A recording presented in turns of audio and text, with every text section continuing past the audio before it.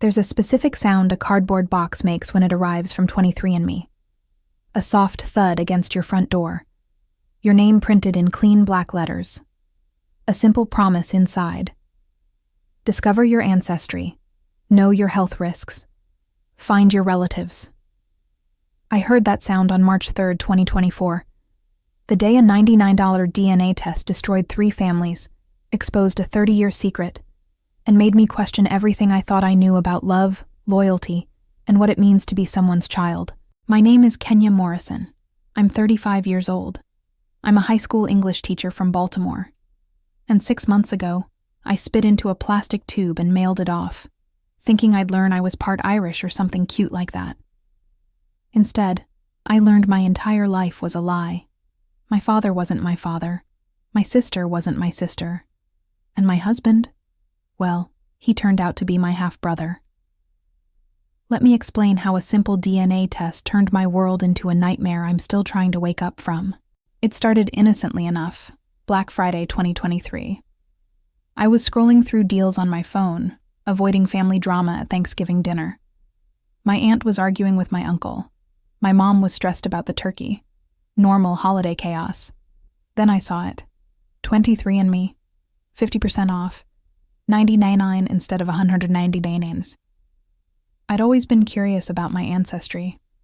My mom is Black. Her family is from South Carolina, with roots going back to slavery. My dad is also Black. His family is from Chicago, with some family lore about Native American heritage that nobody could ever prove. I've always looked a little different from my family. Lighter skin, different hair texture, a nose that didn't match anyone's. But I figured that was just genetics being weird, you know? Recessive genes or whatever we learned in high school biology. My younger sister Aliyah looked exactly like our dad. Same eyes, same smile, same everything. She was clearly his daughter. Me? I was the odd one out. But I never questioned it. I was Daddy's girl. He loved me, raised me. That's all that mattered. So when I saw that Black Friday deal, I thought, why not? Maybe I'll finally prove the Native American thing and get Mom off my back about it. I clicked Add to Cart, entered my credit card, and sealed my fate. The kit arrived 3 days later. I did the test that night, spit in the tube, sealed it, mailed it back. And then I forgot about it. Christmas came and went. New Year's, Valentine's Day. I was busy with work, busy with life, busy with my husband Marcus and our plans to start trying for a baby. Marcus and I had been married for 3 years, together for 7. We met in college, Howard University. He was studying engineering, I was studying English. We were that couple. The one everyone said was going to make it. He was from D.C., I was from Baltimore, only 40 miles apart, but we'd never crossed paths growing up. Just one of those things. He was tall, funny, smart. My parents loved him. His parents loved me. His mom used to joke that I was the daughter she never had. We were trying to start a family. I'd just gone off birth control in January. We were excited, nervous, ready for the next chapter. And then, on March 3rd, I got the email. Your 23andMe results are ready. I was at school, between classes, sitting at my desk, eating a sad cafeteria salad, when I opened the email. I clicked the link, logged into my account, and started scrolling through the results. Ancestry composition, 67%, West African, 18% European, 12% Indigenous American, 3% unassigned. Okay, cool. So the Native American thing was real. I took a screenshot to send to my mom. Then I scrolled to the DNA relatives section. This is where 23andMe shows you people who share DNA with you. Close relatives, distant cousins, that kind of thing. I expected to see maybe some distant cousins I didn't know, maybe some second or third cousins from my mom's side. What I did not expect was what I saw. At the top of the list, close family, first-degree relative. Name, Richard Morrison. Relationship, parent. Shared DNA, 49.8%. I stared at that screen for a full minute. Richard Morrison. That was my dad's name. But why was he showing up as a match? He wasn't in the system. He'd never taken a DNA test. He barely knew how to use email. I clicked on his profile.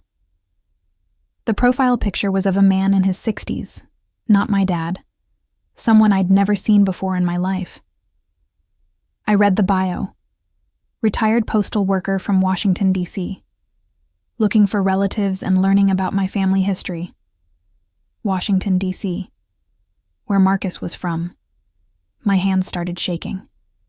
There had to be a mistake, a glitch, a mix-up at the lab. I kept scrolling. Close family, half-sibling. Name, Marcus Wells. Relationship, half-sibling. Shared DNA, 24.7%. Marcus Wells, my husband's name. I dropped my phone. I don't remember the rest of that day. I don't remember finishing my classes. I don't remember driving home. I don't remember anything until I was sitting in my car in my driveway, staring at my phone, refreshing the page over and over, hoping it would change. It didn't change. Marcus Wells, half-sibling, 24, 7% shared DNA. Richard Morrison, parent, 49.8% shared DNA. I sat in that car for 2 hours. My brain was trying to make it make sense.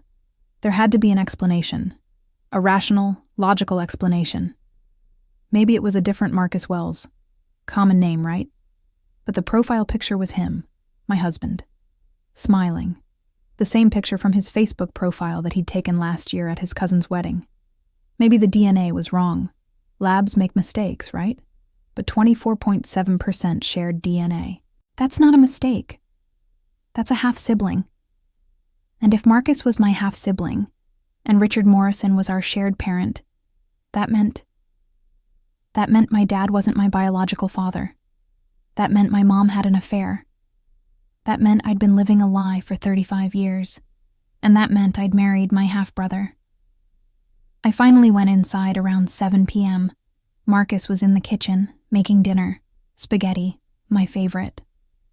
"Hey, babe," he called out. "You're late. I was about to send a search party." I didn't respond, just stood there in the doorway, staring at him. He turned around, saw my face. The smile dropped. "Kenya, what's wrong? Are you okay?" I opened my mouth, closed it, opened it again. "We need to talk." I told him everything, showed him my phone, the DNA results, Richard Morrison, the shared DNA percentage. He stared at the screen, then at me, then back at the screen. This is insane. This can't be real. "It's real, Marcus."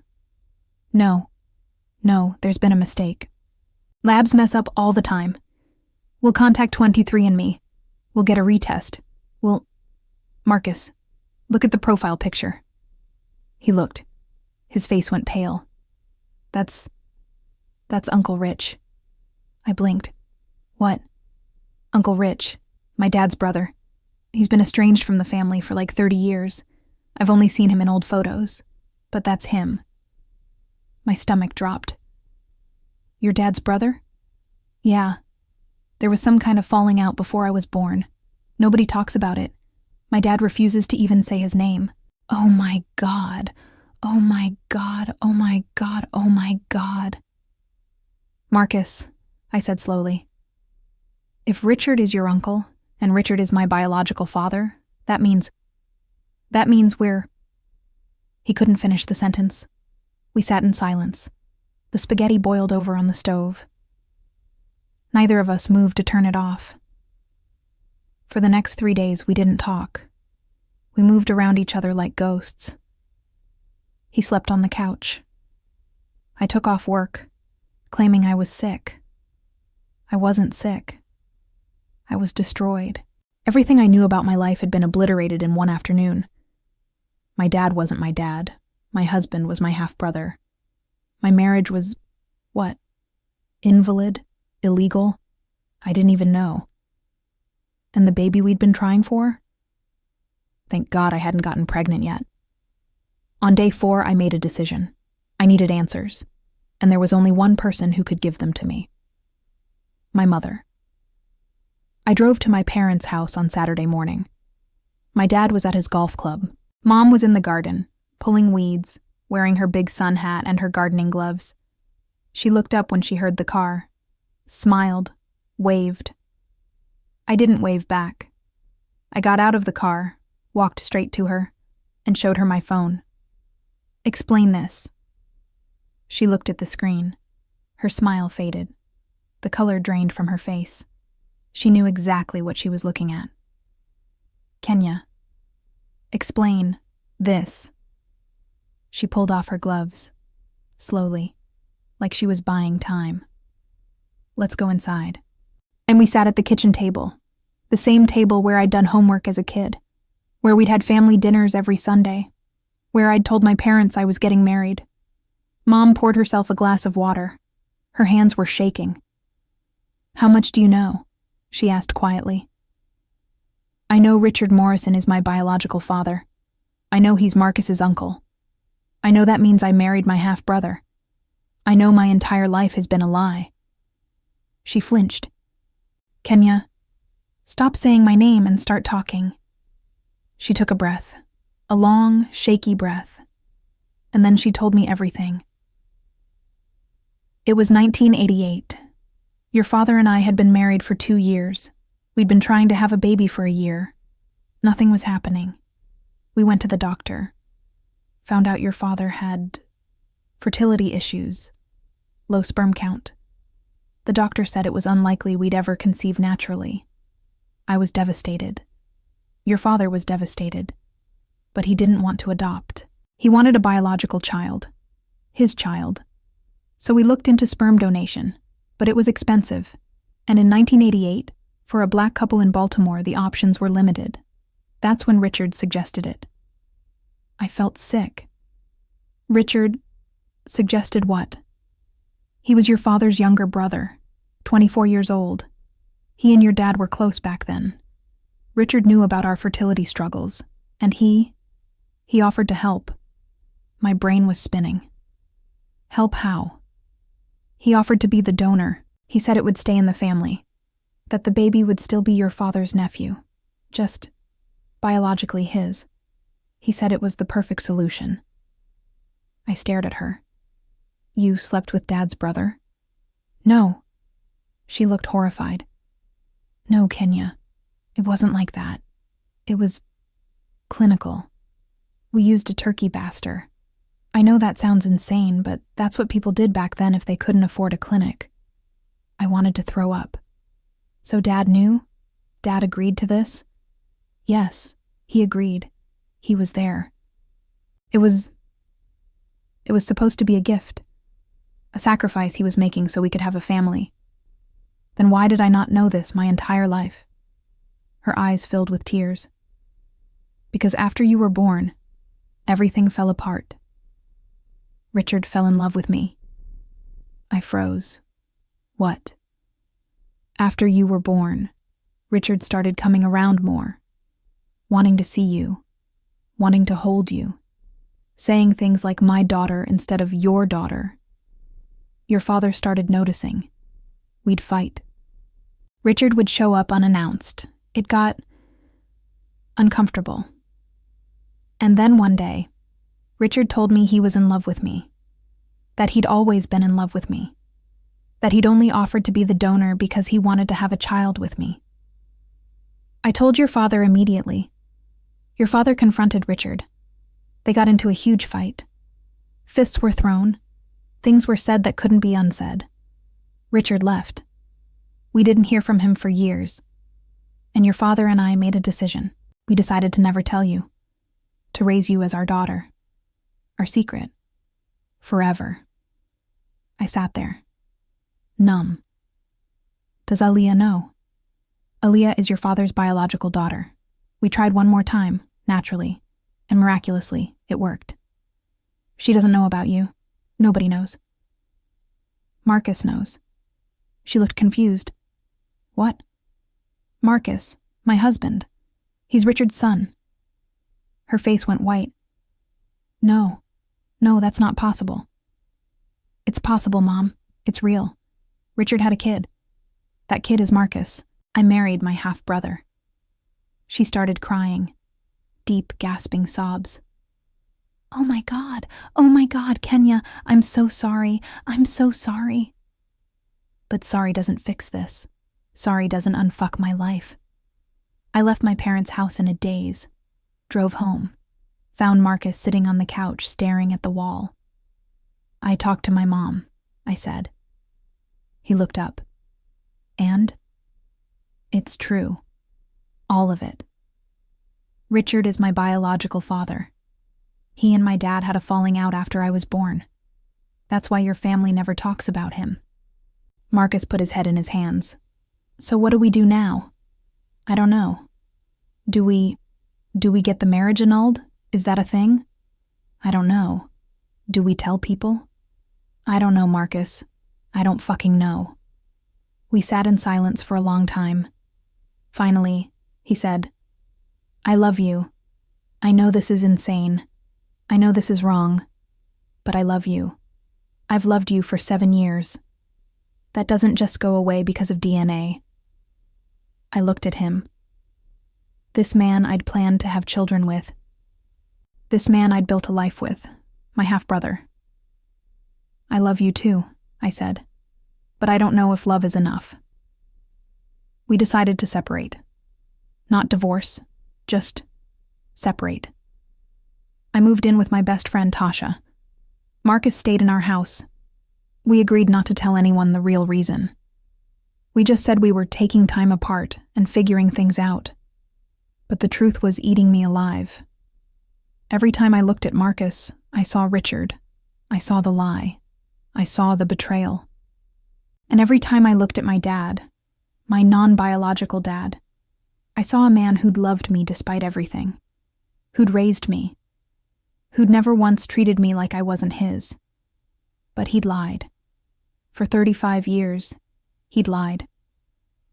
2 months after the DNA test, I did something I swore I'd never do.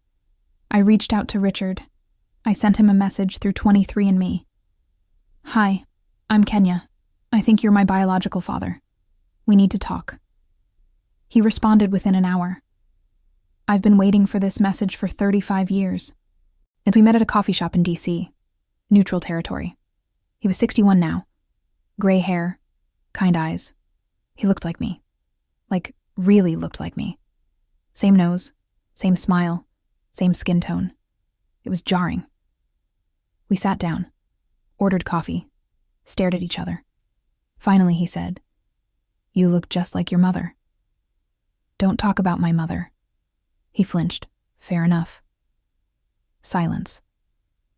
Why did you do it? I asked. Do what? Offer to be the donor. Fall in love with her. Destroy your relationship with your brother. He sighed, stirred his coffee. Took a long time to answer. I was in love with your mother before your father married her. I blinked. What? I met her first, at a party. We talked all night. I was going to ask for her number. But then your father walked up. And he was older, more established, more confident. And she chose him. He looked at me. When they asked me to be the donor, I saw it as a second chance. A chance to have something with her. Even if it was just biological. Even if she didn't know how I felt. And when you were born, Kenya, you were perfect.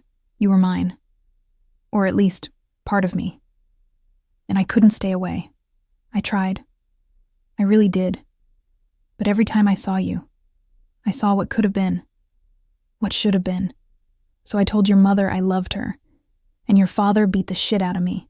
And I left. And I've regretted it every single day since. Tears were streaming down my face. You destroyed my life. I know. You destroyed your life, your relationship with your brother. You created me, and then you abandoned me. I didn't abandon you. I was forced out. You should have stayed away. You should have never offered to be the donor if you couldn't handle it. He didn't argue, just sat there, taking it. Does Marcus know? He asked quietly. Yeah, Marcus knows. Marcus is your son. He looked confused. What? Marcus, my husband. He's your son. Richard's face went white. You married Marcus? Yeah, we've been married for 3 years. We met in college. We fell in love. We built a life together. And now I find out he's my half-brother. Richard looked like he was going to be sick. I have a son? You didn't know? I left D.C. after the fight with your father, moved to Virginia, started over. I had a one-night stand with a woman in 1991. She told me she was pregnant. I offered to help. She said no, said she didn't need me.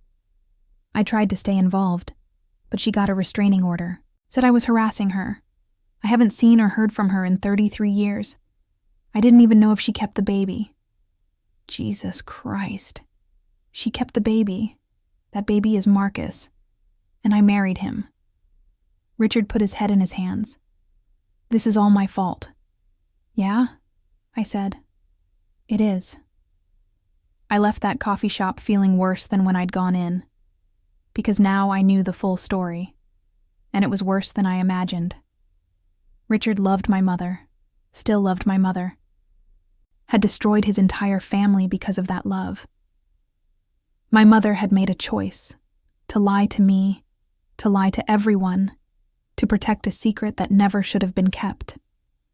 My father had agreed to a plan that backfired spectacularly, and now had a daughter who wasn't biologically his, and a lifetime of guilt. And Marcus and I? We were innocent victims of everyone else's bad decisions. It's been 6 months now since the DNA test. Marcus and I are still separated. We talk sometimes about logistics, about feelings, about the impossibility of our situation. We've seen a therapist, not a couples therapist, a specialized therapist who deals with genetic sexual attraction, which is apparently a real thing that happens when biological relatives meet as adults and don't know they're related. The therapist says what we're feeling is normal, that it's not our fault, that we didn't know. But knowing that doesn't make it easier. Because the truth is, I still love Marcus, and he still loves me. But we can't be together. Not legally, not ethically, not in any world where this makes sense. I told my dad the truth. About Richard. About Marcus. About everything. He cried. Apologized. Said he should have told me years ago. I forgave him. Because he's still my dad. Biology doesn't change that. But our relationship is different now. Strained. Careful. My mom and I don't talk anymore. I can't look at her without feeling betrayed. Maybe someday I'll forgive her. But not today. Aaliyah knows now too. I told her last month. She was shocked, angry, confused. She said she needs time to process. We haven't spoken since. Richard has tried to reach out a few times, wants to build a relationship. I've ignored every message. I'm not ready for that. Maybe I never will be. The craziest part, the thing that keeps me up at night, if I'd never taken that DNA test, I'd still be married to Marcus. We'd probably be pregnant by now. We'd be happy, blissfully ignorant. Is ignorance really bliss? Or is the truth always better, no matter how much it hurts? I don't know the answer to that. What I do know is this. A $99 DNA test destroyed 3 families, exposed secrets that were 35 years old, ended a marriage before it really began, and changed the definition of family for everyone involved. People take DNA tests thinking they're going to learn fun facts about their ancestry, thinking they'll discover they're 2% Scandinavian or whatever. They don't think about the possibility that they might discover their life is a lie, that the people they love might not be who they thought, that one spit in a tube could unravel everything. But that's exactly what happened to me. And now I'm left picking up the pieces of a life I didn't know was built on a foundation of lies. So, to anyone considering a DNA test, I have one piece of advice. Be ready for the truth, whatever it is. Because once that box arrives at your door, once you spit in that tube, once you hit submit on that test, there's no going back. The truth will come out, and it will change everything. For me, it destroyed my marriage, my family, my sense of identity. But it also gave me answers. Painful, terrible answers, but answers nonetheless. Was it worth it? I honestly don't know. Ask me again in another 35 years. My name is Kenya Morrison. I'm 35 years old. I'm a high school English teacher from Baltimore. And 6 months ago, a DNA test revealed that my father wasn't my father. My husband was my half-brother. And my entire life was built on a lie. Some secrets should stay buried, but DNA doesn't lie, and neither does 23andMe.